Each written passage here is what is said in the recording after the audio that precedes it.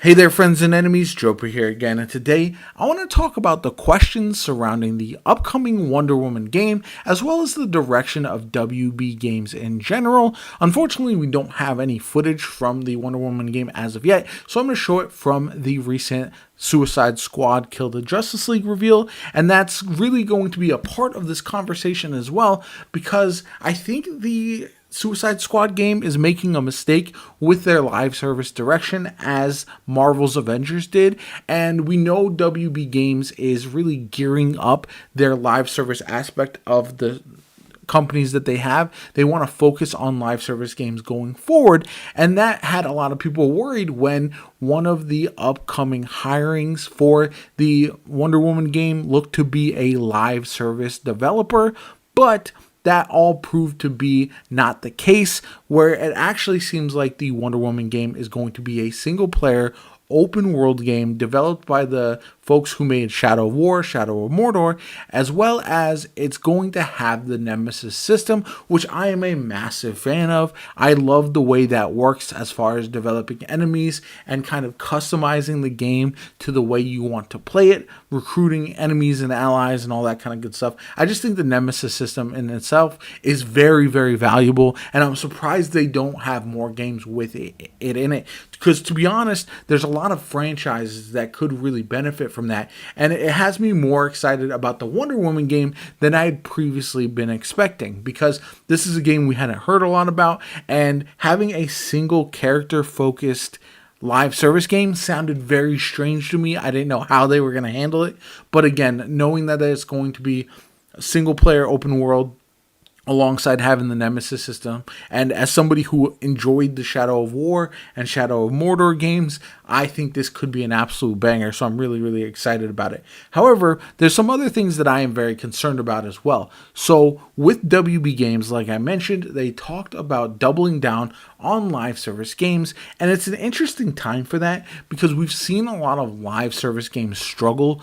Diablo 4 had some issues out of the gate with their live service aspect. We've seen Destiny 2 struggle recently. We've seen even like the Warzone, Apex Legends multiplayer games that are live service, they also have faltered a bit. And I think the bubble has burst because there's just too many live service games out there. There's too many games that require constant playtime, too many battle passes, and all that kind of good stuff for everyone to play enough of them to make them as valuable as they once were. And again, it's unfortunate because the WB Games head said that he was going to really double down on those live service games going forward at a time where Sony is pulling back from live service games.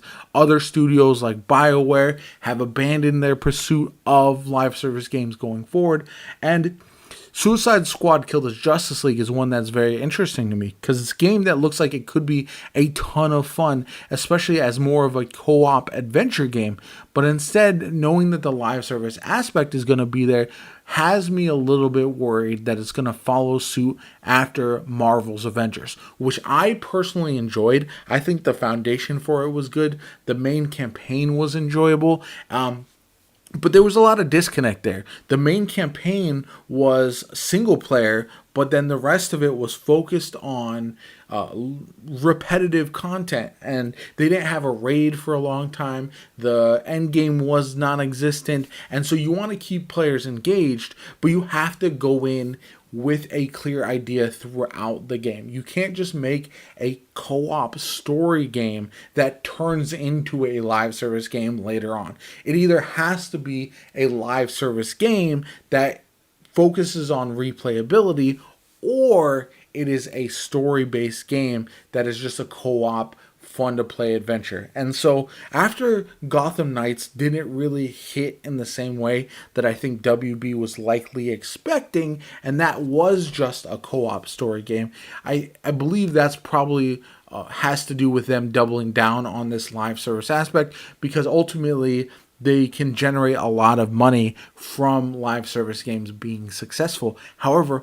we've seen more flops than not, and so that has me very, very concerned. Again, with the recent gameplay that we've seen from Suicide Squad, I find that it could be a lot of fun. It looks like a game that I'll definitely personally enjoy playing.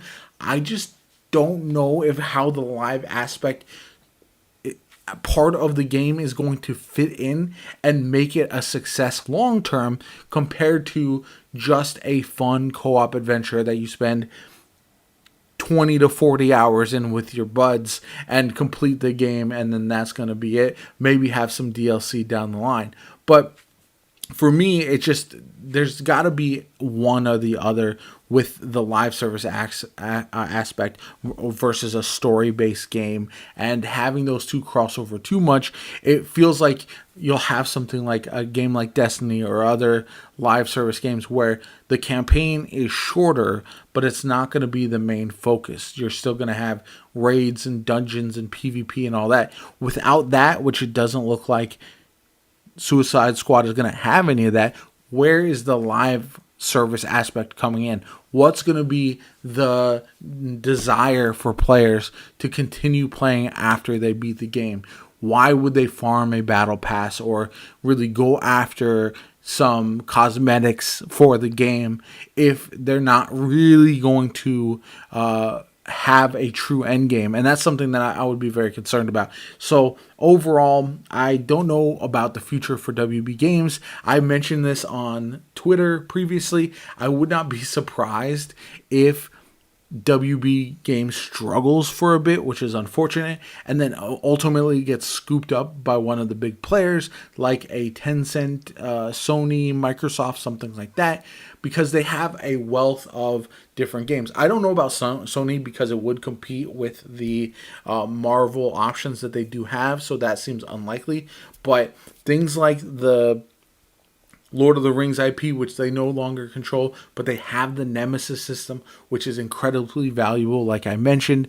And I just don't know if the live service aspect is the direction to go for them. So I'd be very, very concerned. But ultimately, we'll have to wait and see. I do think there are still some potential for banger games. We'll have to see how Wonder Woman performs in comparison to Suicide Squad and what other games they have in line down the works. I would love a single player Superman game, for example, but instead we'll probably get eventually a live service Justice League game, which we'll have to wait and see how that all pans out. But yeah, those are my thoughts on not only Wonder Woman, which I have high hopes for, but also WB Games in general, which I'm not really so high upon at this point. I do hope, like I said, that Suicide Squad proves me wrong, because I want to love that game. Anyway, if you enjoyed the video, hit that like button, subscribe to the channel, helps me out tremendously. Shows you want to see more